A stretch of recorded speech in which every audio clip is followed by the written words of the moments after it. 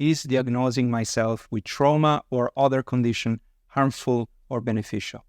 I had a customer once asking me this question within their first few minutes of talk therapy with me. Is my self-diagnosed trauma condition a mistake, Nicholas, or not? Not knowing much about this person, I took a step back and said, well, if your self-diagnosis has allowed you to feel like you are more in control of your own future, then this is not a mistake. If, on the other hand, it has become a vehicle of mistrust, isolation, and hopelessness and sadness in your life, then going through a professional process of assessment would be better.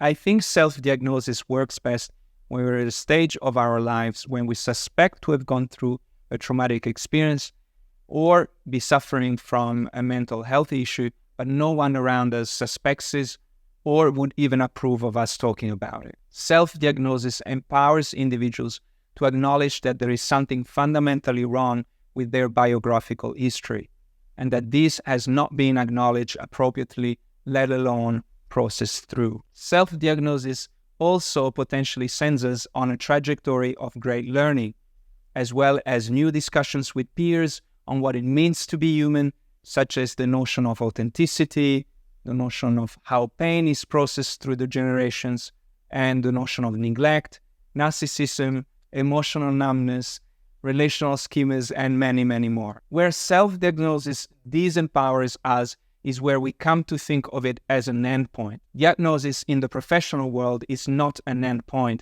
but a beginning reference, and a reference that exists in a much larger context of ideas of what it means to be human and what it takes to be mentally, emotionally, and physically healthy. Very likely then, a self-diagnosis that is not challenged in its content and accuracy by the professional world leads to an inflated idea of personal suffering, the me effect that ends up working against our healing, as I explained in the short videos about victimhood and how that affects the therapeutic process. Self-diagnosis in this way should not be used and is unnecessary. If you have been curious enough about your present condition and your past and your critical and formative experiences of childhood, and you have come to conclude that your current distress might be related to it, then find a professional that can briefly confirm or discredit your own understanding so that you can begin a more paced and methodic process of reassessment